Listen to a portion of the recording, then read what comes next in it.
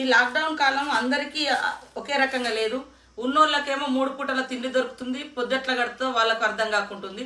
లేనోళ్ళకేమో కన్నీళ్లతోటే కడుపు నింపుకొని ఈ కరోనా కష్టకాలంలో ఇంకా బలహీనులైపోయినటువంటి పరిస్థితి కనబడుతుంది. ఇంత దారుణమైన పరిస్థితుల్లో కూడా ముఖ్యమంత్రి గారు పేదలను ఆదుకోవడం కోసము నిత్యావసర వస్తువులు 4,000 ఇవ్వాలని నేను కోరుతాను.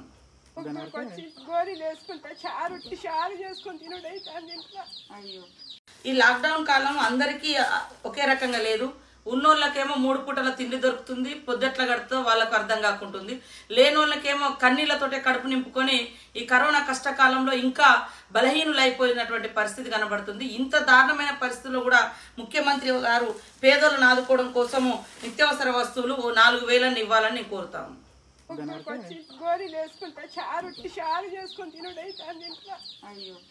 ఈ లాక్డౌన్ కాలం అందరికీ ఒకే రకంగా లేదు. ఉన్నోళ్ళకేమో 3 పూటల తిండి దొరుకుతుంది, పొద్దెట్ల గడుతో వాళ్ళకు అర్థం కాకుంటుంది. లేనోళ్ళకేమో కన్నీళ్లతోటే కడుపు నింపుకొని ఈ కరోనా కష్టకాలంలో ఇంకా బలహీనులైపోయినటువంటి పరిస్థితి కనబడుతుంది. ఇంత దారుణమైన పరిస్థితుల్లో కూడా ముఖ్యమంత్రి గారు పేదలను ఆదుకోవడం కోసము నిత్యావసర వస్తువులు 4,000 ఇవ్వాలని నేను కోరుతాను.